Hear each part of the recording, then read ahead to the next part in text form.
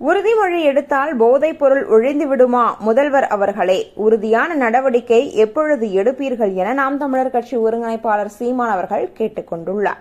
தருமபுரி மாவட்டம் பெண்ணாகரம் அருகே உள்ள ஆதனூரில் மதுக்கடை வேண்டுமென்று கூறுமாறு பெண்களை பணம் கொடுத்து அழைத்து வந்து மாவட்ட ஆட்சியரிடம் மனு அளிக்க வைத்ததோடு ஊடகங்களிலும் பேச வைத்துள்ள செயல் அதிர்ச்சியையும் வேதனையும் அளிக்கிறது. குழந்தைகள் பள்ளிக்கு செல்லும் வழியிலிருந்த அரசு மதுபான கடையை நாம் தமிழர் கட்சி உறவுகளும் ஆதனூர் பொதுமக்களும் போராடி மூட வைத்த நிலையில் மீண்டும் அதனை திறக்க ஆளுங்கட்சியினரும் அதிகாரிகளும் பணம் கொடுத்து அழைத்து வந்து பேச வைத்துள்ளனர் என்ற உண்மையை அப்பெண்களே பொதுவெளியில் தெரிவித்திருப்பது வெட்கக்கேடானது.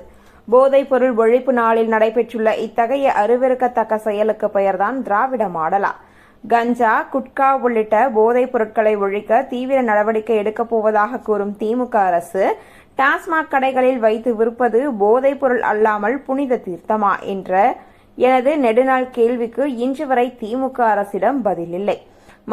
மது விற்பனை மூலம் வரும் வருமானம் தொழு நோயாளி கையில் வழியும் வெண்ணெய்க்கு சமம் என்று சொன்ன அறிஞர் அண்ணாவின் வழி வந்தவர்கள் அந்த வெண்ணெயை விற்றுதான் ஆட்சி நடத்த முடியும் என்ற நிலைக்கு தள்ளப்பட்டதுதான் வரலாற்று பெரும் துயரம்.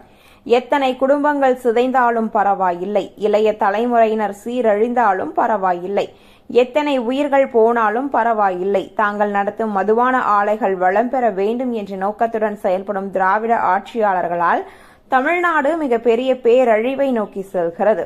தீய பழக்கமாக இருந்த மதுவை திராவிட பண்பாடாகவே திமுக அரசு மாற்றி நிறுத்தியுள்ளது. மக்கள் நல பணியாற்றும் மாவட்ட ஆட்சியாளர்களையும் காவல்துறை ஆணையர்களையும் மது விற்பனைக்கு அனுமதி வழங்கும் தரகர்கள் போல மாற்றியுள்ளது மக்களாட்சிக்கே ஏற்பட்ட மாபெரும் தலைகுனிவாகும்.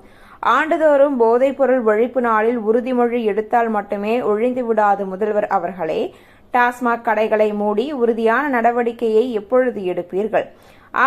ஆகவே மக்களின் நலனை கெடுக்கும் வகையில் தருமபுரி மாவட்டம் ஆதனூரில் மதுக்கடையை மீண்டும் திறக்க மாவட்ட நிர்வாகம் முயன்றால் நாம் தமிழர் கட்சி மாபெரும் போராட்டத்தை முன்னெடுத்து உறுதியாக தடுத்து நிறுத்தும் எனவும் தெரிவித்துக் கொள்கிறேன் என்று குறிப்பிட்டுள்ளார்.